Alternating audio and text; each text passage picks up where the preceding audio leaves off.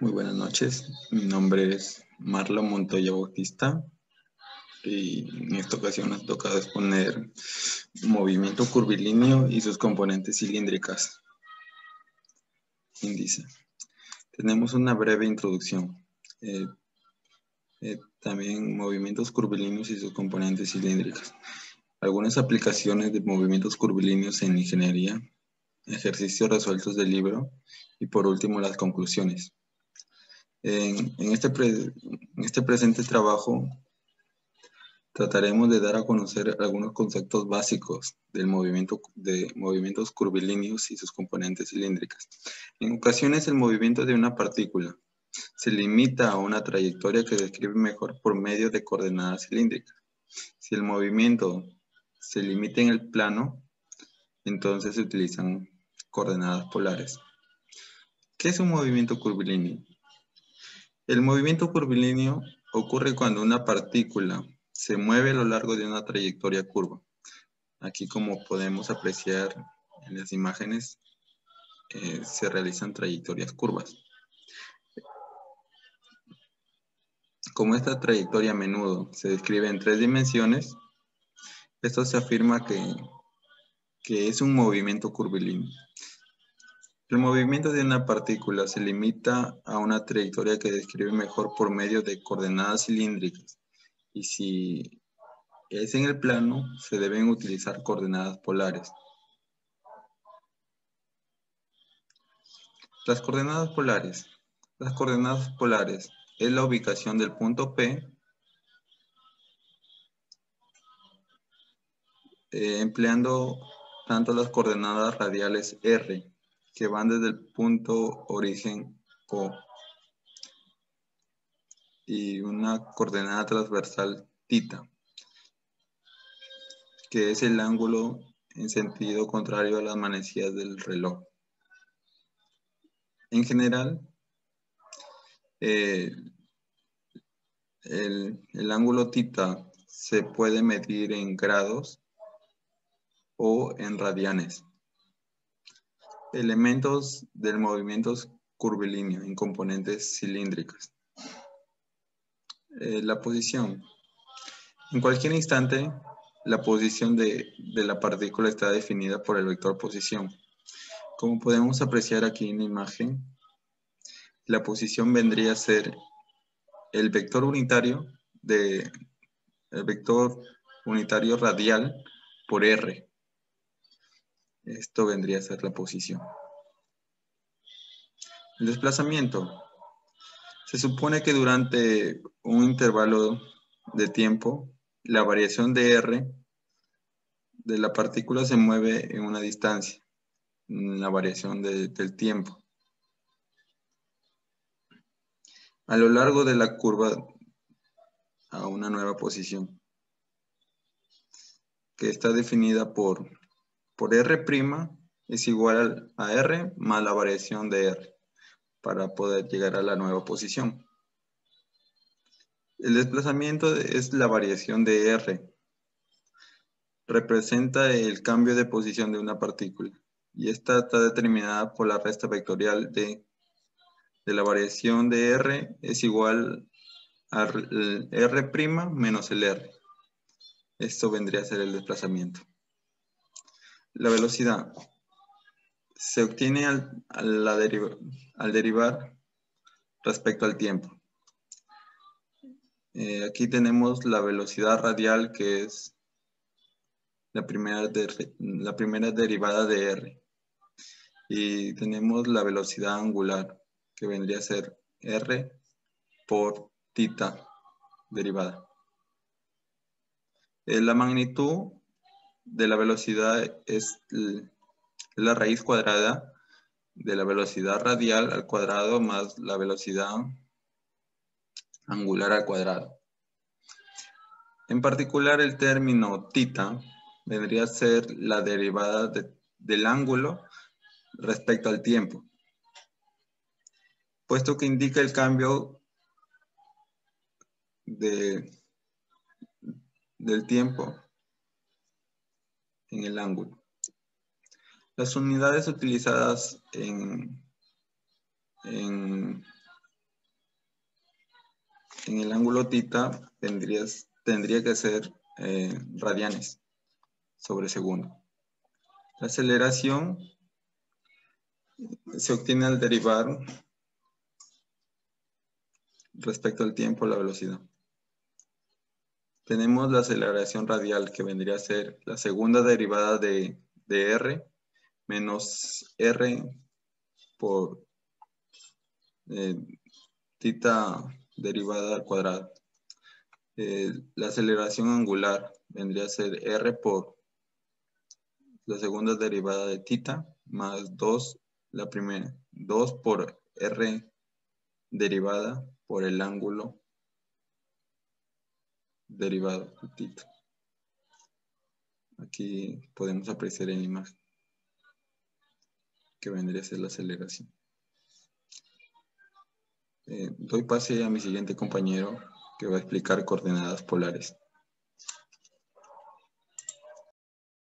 Bueno, siguiendo con la exposición, me voy a presentar. Mi nombre es Fran Jauze Santisteban. Bueno, haciendo una recapitulación de las coordenadas polares, tenemos claro que el plano cartesiano es un sistema rectangular. ¿Qué quiere decir esto? Que un punto describe de forma geométrica un rectángulo. Y las coordenadas polares son un sistema de coordenadas bidimensional en donde un punto en el plano se determina por una distancia y un ángulo. Es decir, que si hacemos que un punto represente un vector de magnitud r, como vemos acá en la imagen, que parte desde el origen y tiene un ángulo θ, tendríamos otro tipo de coordenadas que vendrían a ser las coordenadas polares. Acá tenemos las fórmulas que se utilizan para pasar de coordenadas rectangulares a polares y de polares a rectangulares.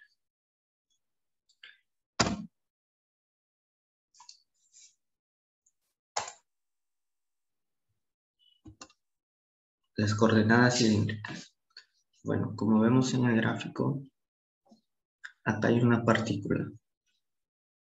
Llamámosle a este punto P, que en coordenadas cilíndricas viene a estar representada por un R, un θ y una Z, en donde R vendría a ser la coordenada radial definida por la distancia del punto P al eje Z, o bien la longitud de la proyección del radiovector sobre el plano XY. ¿Quién vendría a ser Z? Z es la coordenada vertical. Es mejor dicho la altura que tiene la partícula respecto al plano XY. Θ vendría a ser la coordenada azimutal definida como el ángulo que forma con el eje X la proyección del radiovector sobre el plano XY. En la partícula se puede describir tres vectores unitarios que vendría a ser un triedro. El U sub R queda definido como un vector unitario en la dirección de la proyección de RP sobre el plano. Z, como sabemos, U sub Z va a ser perpendicular al plano y U sub θ es perpendicular a los dos anteriores. Acá, como vemos en el gráfico, tenemos la misma partícula y la ecuación de posición del punto vendría a ser dada por R sub P, va a ser igual a R por el vector unitario sub R más Z por el vector unitario sub Z. Mientras que la relación en los dos vectores anteriores, U sub R y U sub θ, vendría a estar dado por coseno de θ y más seno de J. Y el U sub θ vendría a ser menos seno de θ y más coseno θ de J. Derivando las dos expresiones anteriores, nos queda que U sub R va a ser igual a la primera derivada de θ por U sub θ. Y el U sub θ vendría a ser a negativo menos la primera derivada de U sub R. Y derivando el vector posición se obtiene la velocidad. No, vendría a ser la primera derivada del vector posición vendría a ser la primera derivada de R por U sub R más la primera derivada de θ por U sub θ más la primera derivada de Z por U sub Z, que vendría a dar los resultados de la velocidad en R, que vendría a ser la derivada de R, la primera derivada, y la velocidad en θ vendría a ser igual a R por la primera derivada de θ al cuadrado. Y volviendo a derivar la ecuación de velocidad, se obtiene la aceleración. Entonces vendría a ser la aceleración igual a la segunda derivada del vector posición.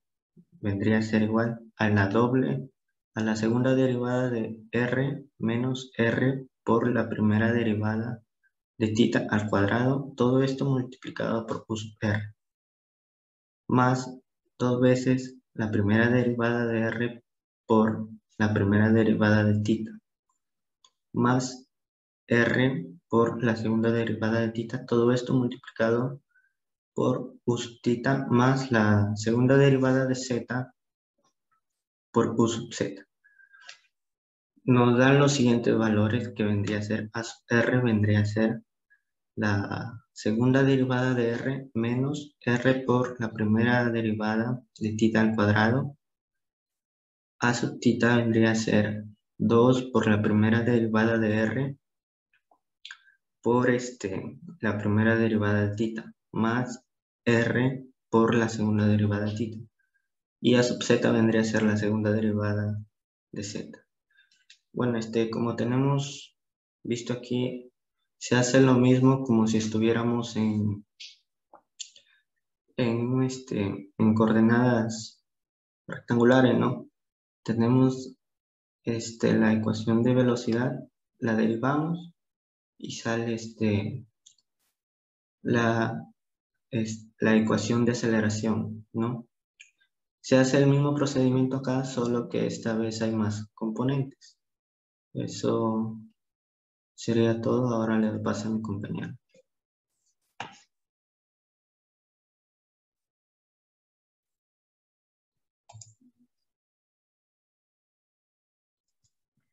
Bueno, yo voy a ser la que va a continuar con la exposición. Me presento, soy González Zúñiga Cici Alejandra. Me toca la parte de aplicaciones con respecto al movimiento curvilíneo. Pues como vemos, acá hay 4 imágenes que podríamos decir que son lo mismo, claro, pero se trabaja diferente. ¿Por qué? Porque pues uno es una pista para autos. O sea, es normal eso.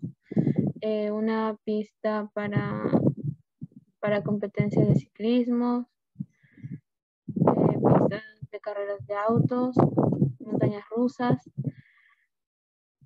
Acá hay un ejemplo que quiero mostrar, que sería que en esta parte, en este cuerpo, podemos, al descomponerlo, encontramos un peso, también además una fuerza centrípeta y una norma. Pero no solamente vemos en pistas de carreras de autos o en una pista automovilística, sino también podemos encontrarlo en una pista para skateboard, una pista para andar en bicicleta, que son las más comunes, que tienen una rampa que es así, curvilínea. Bueno, dando ya para finalizar, sería que como una recomendación, un aporte, diciendo que todo cuerpo que gira alrededor o al entorno de a un círculo en movimiento curvilíneo constante, siempre va a experimentar un cambio respecto a un punto de referencia del círculo. Bueno, eso sería todo. Buenas tardes, mi nombre es Ángel Eduardo Lucero Gil y continuando con las aplicaciones vamos a mostrar un ejemplo práctico de por qué es importante el movimiento curvilíneo en la ingeniería civil. El siguiente ejemplo nos indica determinar cuál ha de ser el mínimo peralte de una carretera para que un vehículo pueda describir una curvatura de radio de 15 metros si este va a circular a una velocidad de 80 km por hora. Además se sabe que el coeficiente de rozamiento entre los neumáticos y el pavimento es de 0.3. Como podemos observar aquí, esta es la curvatura que va a describir el vehículo, ¿sí? Este vehículo, esta curvatura, tiene un centro de curvatura, ¿no? Hay un radio y un ángulo respecto al eje X. Entonces, si nosotros realizamos un corte transversal, vamos a obtener la siguiente figura, ¿no? Vemos que el vehículo no se encuentra en un plano totalmente horizontal, sino más bien se encuentra en un plano inclinado, ¿no? Este plano inclinado está definido por este ángulo, y este peralte es lo que nos piden hallar. Entonces, ¿qué fuerzas están implicadas en este sistema? La fuerza de rozamiento, que va a impedir que el vehículo salga disparado, ¿no? A la hora que ingresa a la curva, salga disparado en contra del centro de la curvatura. Es la fuerza de rozamiento, en dirección al centro. La fuerza normal, ¿no? Perpendicular al plano inclinado, y el peso que tiene el vehículo, ¿no? Ahora, ya teniendo estas fuerzas, ¿no? Determinadas, vamos a hacer la descomposición de las mismas, como podemos ver en este sistema, ¿sí? La fuerza normal se descompone en sus componentes X y Y, y la fuerza de rozamiento igual, en sus componentes X y Y. Obviamente el peso se encuentra en el eje Y, ¿no? Ahora, para poder descomponer necesitamos un ángulo. Como podemos ver, el ángulo que se encuentra acá es el mismo peralte que hemos tenido anteriormente, ¿no? Porque esto vendría a ser, esta fuerza de rozamiento está en dirección o es paralela al plano inclinado. Entonces, el peralte, este ángulo, vamos a trabajar con ese mismo ángulo que es el peralte para poder descomponer las fuerzas, ¿sí? Entonces, esto es la descomposición de las fuerzas normal y esta composición de la fuerza de rozamiento, ¿no? Teniendo cada una de las componentes en X y Y para ambas fuerzas. ¿Por qué es importante esto? Porque vamos a hacer sumatoria de fuerzas en X y sumatoria de fuerzas en Y, ¿no? Ahora, en el eje X, ¿qué vamos a tener? ¿Sí? Vamos a tener una fuerza centrípeta, ¿sí? Porque existe una aceleración centrípeta. Hay la fuerza normal en X y la fuerza de rozamiento en X también. Ahora, sabemos que la fuerza centrípeta es igual a la masa por la aceleración centrípeta. Pero esta aceleración es la velocidad al cuadrado entre el radio. Reemplazamos los valores que vimos anteriormente, ¿sí? De la fuerza normal el seno en componente X, que es multiplicado por el seno, y la fuerza de rozamiento también multiplicada por el coseno. Y tenemos masa por 22.22 al cuadrado entre el radio. ¿Pero de dónde sale este 22.22? Sabemos que la velocidad es de 80 km por hora. Entonces multiplicamos por 5 sobre 18, como mata el corolario, para poder tener en metros por segundo, ¿no? Porque está en otras unidades. Ahora, respecto al eje Y. El eje Y también tenemos la fuerza normal en el eje Y menos la fuerza de rozamiento en Y, ¿sí? La fuerza normal, ¿sí? En el eje Y, la fuerza de rozamiento en el Y menos el peso es igual a 0. Entonces reemplazamos las mismas fórmulas y el peso lo pasamos al siguiente lado. Ahora, ¿para qué tenemos? Ya tenemos dos ecuaciones, ¿sí? Tanto en el eje X como en el eje Y. Pero ¿qué también sabemos? Que la fuerza de rozamiento es igual a la fuerza, al coeficiente. El coeficiente por la fuerza normal, ¿sí? Entonces, esa fórmula de la fuerza de rozamiento vamos a reemplazarla tanto en la fórmula del eje X como en la fórmula del eje Y, ¿no? La fuerza de rozamiento es igual, acá lo reemplazamos, y sabemos que el valor del coeficiente es de 0.3 y por la normal, ¿no? Igual en el eje Y tenemos el reemplazo de la fuerza de rozamiento por 0.3 por la fuerza normal. Ahora ya tenemos una ecuación 1 y una ecuación 2. Con estas dos ecuaciones, lo que vamos a proceder es a dividirlas, ¿sí? Vamos a dividir ambas ecuaciones. ¿Por qué? Porque ambas están en función de la masa.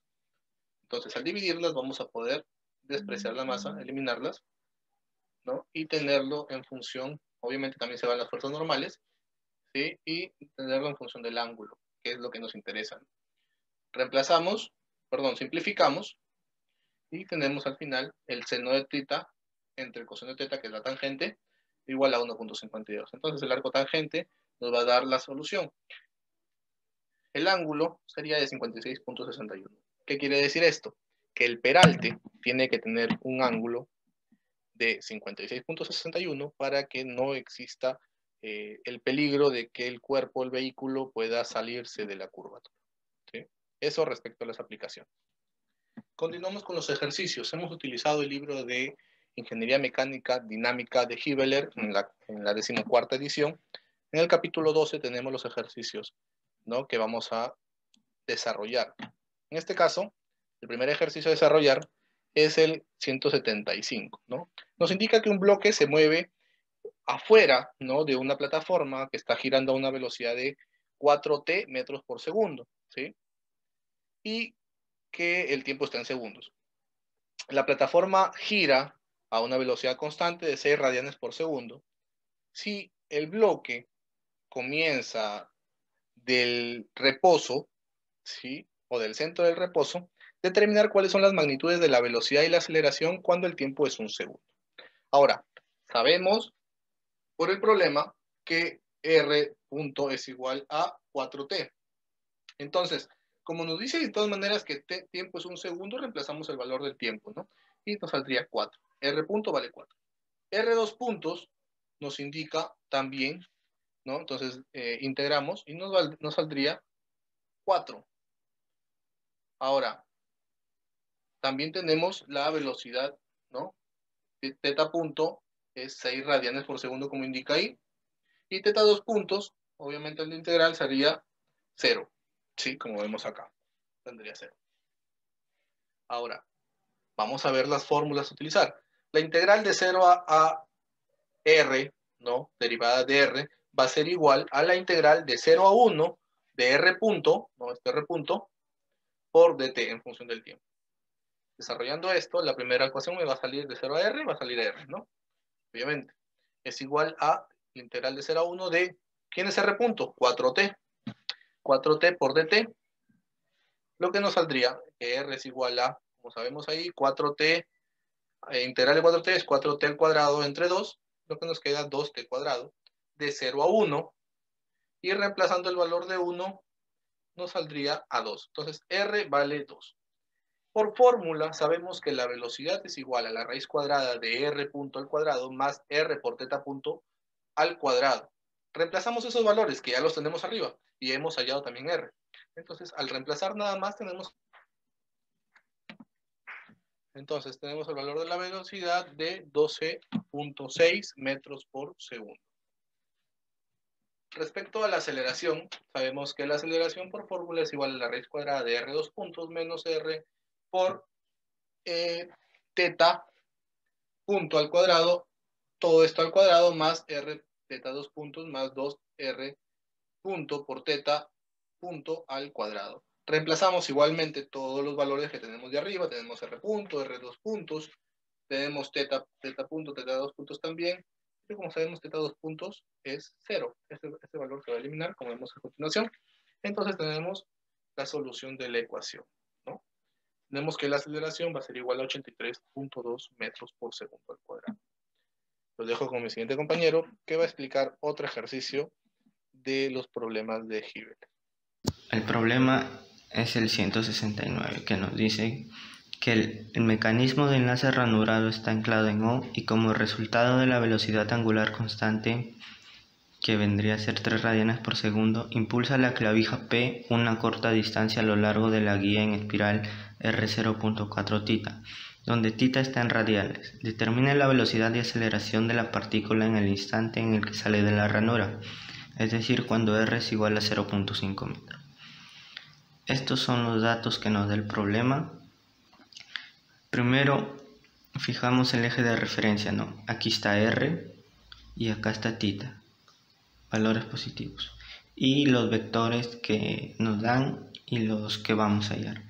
La velocidad en dirección R, la aceleración en dirección R, la aceleración en dirección tita y la velocidad en dirección tita. Primero derivamos la ecuación de posición para hallar la velocidad. ¿Qué vendría a ser esta expresión? Utilizando la regla de la cadena. Lo mismo va a ser para hallar la ecuación de velocidad, ¿no? Vendría a ser la segunda derivada de la ecuación de posición. Haciendo todo el cálculo y utilizando la regla de la cadena nos da esta expresión. Ahora que tenemos las dos expresiones, esta siendo la de velocidad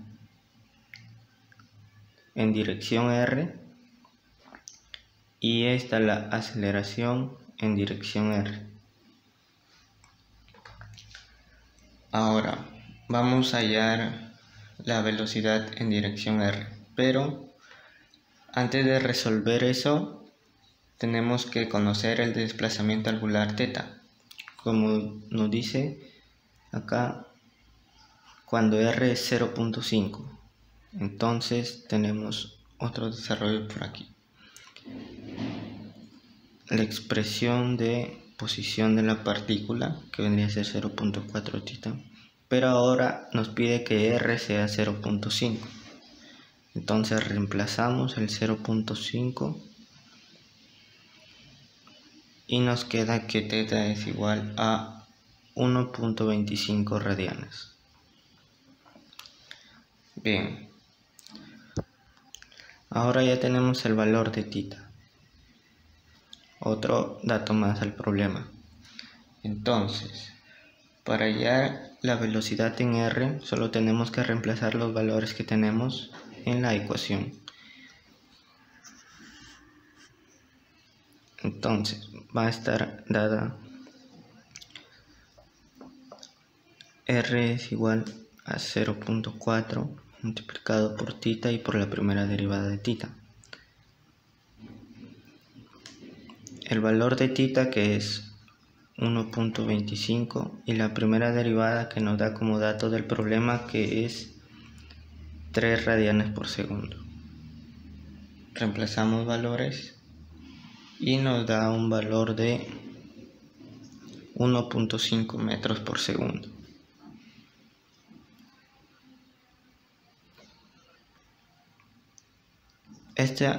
Este es el valor de la velocidad en dirección R. Bueno, seguimos ahora con la aceleración. La expresión de aceleración, como ya lo habíamos resuelto, debería ser la segunda derivada del vector posición, que es esto, 0.4 por θ por la primera derivada de θ, todo multiplicado por 2 más la segunda derivada de θ. Ahora solo tenemos que reemplazar valores, que vendría a ser igual a 0.4 θ, que tenemos el valor 1.25, la primera derivada de θ, que vendría a ser 3 radianes por segundo, y la segunda derivada de θ. La segunda derivada de θ vendría a ser 0, porque al derivar la primera derivada de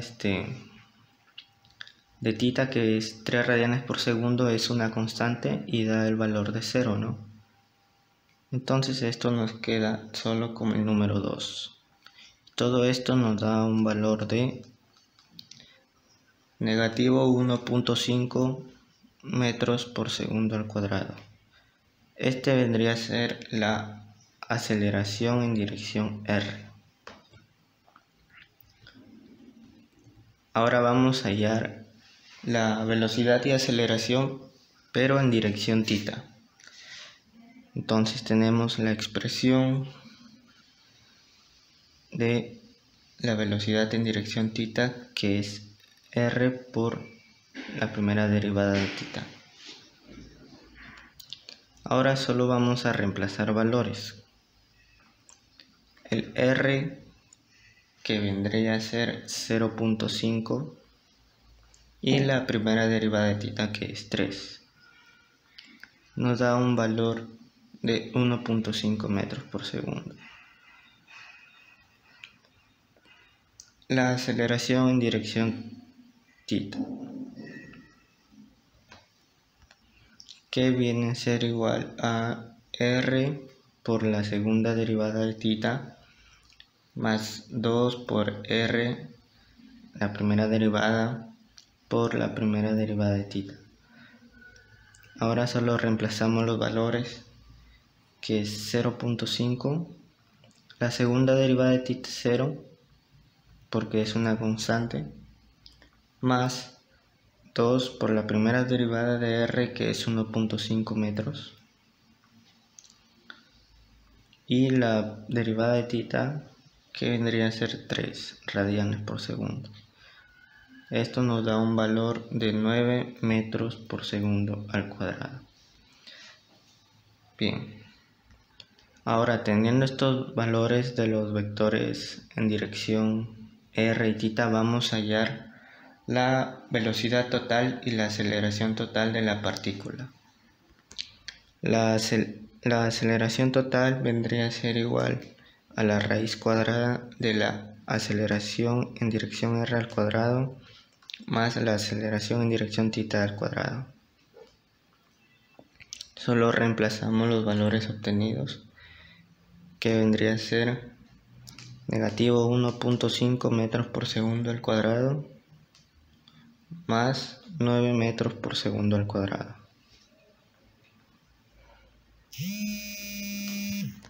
Y nos va a dar un resultado de 9.12 metros por segundo al cuadrado. Hacemos el mismo procedimiento con la velocidad,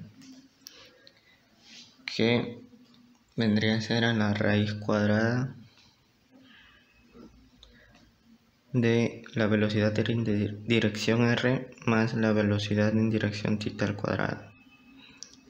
Reemplazamos los valores que hemos obtenido anteriormente, que vendría a ser el 1.5 metros por segundo al cuadrado más 1.5 metros por segundo al cuadrado. Y la velocidad nos da un valor de 2.12 metros por segundo. Bueno, eso sería todo que nos pide hallar el problema, la aceleración y la velocidad de la partícula cuando R es igual a 0.5. Continuando con la exposición, voy a explicar mi ejercicio. Es el 177. Bueno, nos dicen que tita es igual a 0.006 por el tiempo al cuadrado, radianes. Radios de 400 coseno de tita. Entonces, en un tiempo de 4 segundos. Entonces, tita es igual a 0.006 t al cuadrado en un instante de 4 segundos. Entonces reemplazamos el tiempo, que sería 4 al cuadrado, multiplicando por el 0.006, el tita valdría 0.096 radianes. Radianes convertimos a ángulo. Nos quedaría que tita vale 5.50 grados. La derivada de tita sería 0.012 en un instante 4, que lo reemplazamos y nos quedaría 0.048 radianes sobre segundo. La segunda derivada de tita vendría a ser 0.012 radianes sobre segundo al cuadrado. Y aquí empezamos con el radio, que es 400 coseno de tita. La primera derivada del radio sería menos 400 seno de tita por el ángulo que es tita punto. La segunda derivada del radio sería menos 400 por coseno de tita por tita punto, todo elevado al cuadrado, más seno de tita por la segunda derivada de tita. Entonces, reemplazándolo aquí el tita, nos sale que el R vale 398.158 metros. El R puntos, reemplazando, nos sale que vale menos 1.84037 metros sobre segundos. El R dos puntos, reemplazando, nos sale menos 1.377449 metros sobre segundo al cuadrado. Entonces reemplazamos a la velocidad radial, que vendría a ser el R punto, que es menos 1.84 metros sobre segundo. Y la velocidad angular es el R por el tita punto. Reemplazamos el R, que es 398.158 por 0.048 radianes sobre segundo.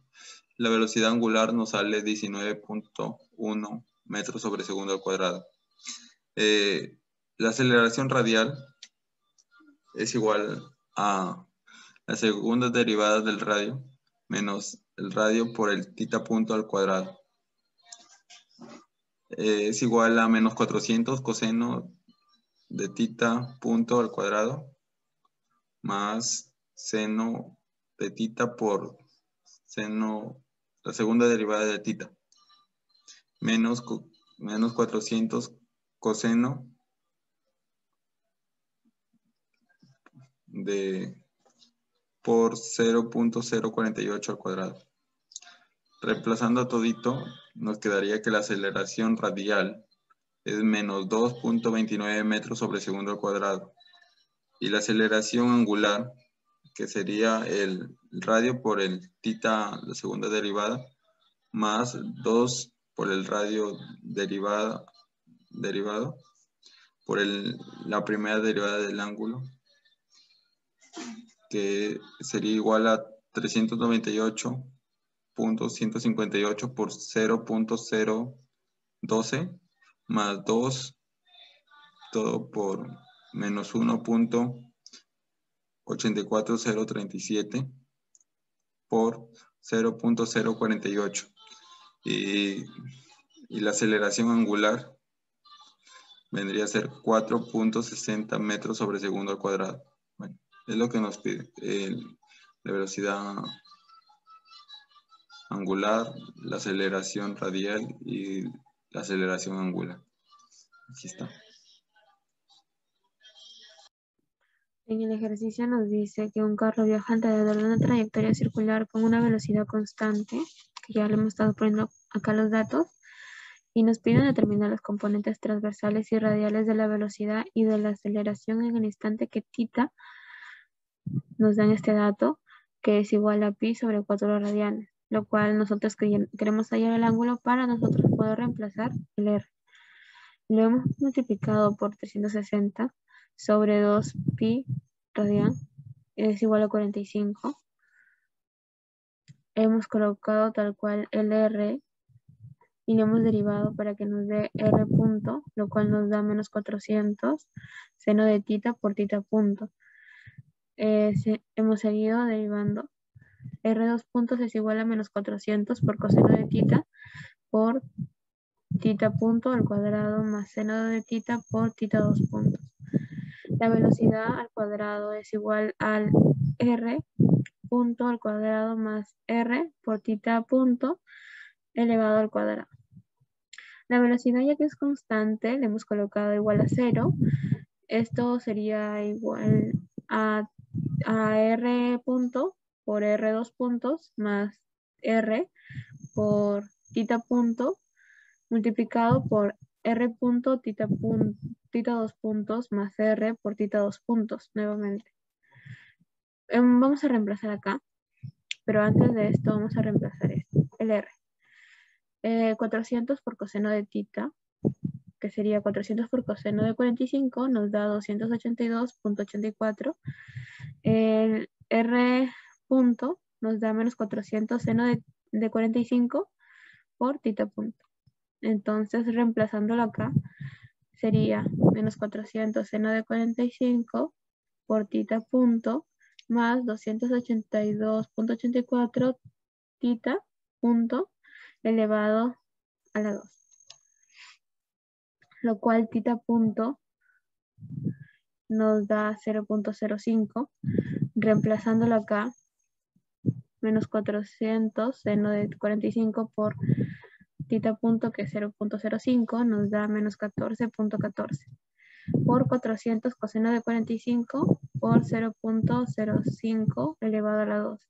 Más seno de 45 por tita 2 puntos. Más 282.84 por 0.05 menos 14.14 por 0.05 más 282.84, lo cual tita 2 puntos nos da igual a 0.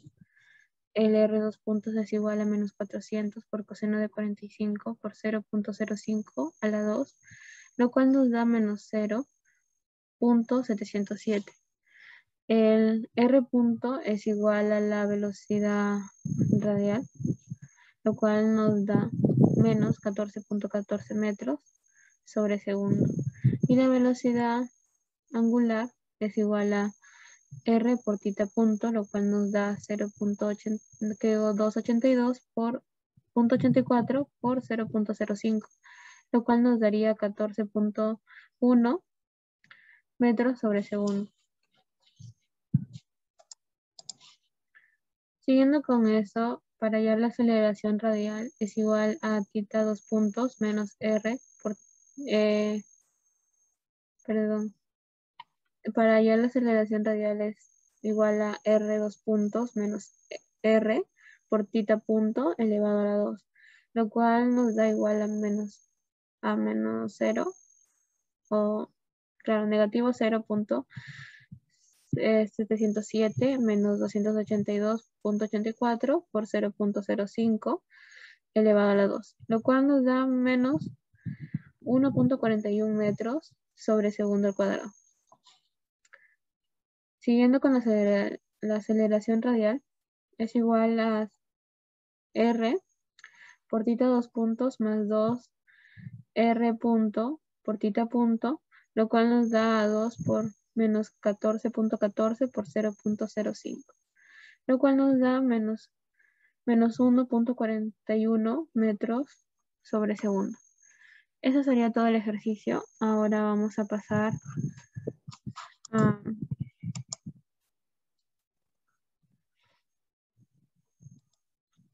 las conclusiones. Como ya lo había mencionado, todo cuerpo que gira al entorno, a un círculo con movimiento curvilíneo constante, siempre va a experimentar un cambio respectivo a un punto de referencia central del círculo. También podemos destacar que todo cuerpo que gira en movimiento circular experimenta un desplazamiento angular, una velocidad angular, una aceleración angular, teniendo su posición angular y en el tiempo respecto a un punto de observación. El ángulo que describe una partícula en movimiento curvilíneo siempre será en grados, como ya lo hemos visto, y en radianes, pero en este caso, como no teníamos dato para los radianes, porque nos daba con pi, le hemos pasado a grados para que se nos haga más fácil. La posición de la partícula en cualquier instante de movimiento curvilíneo siempre será determinada por el vector posición. Bueno, eso sería toda la exposición. Muchas gracias.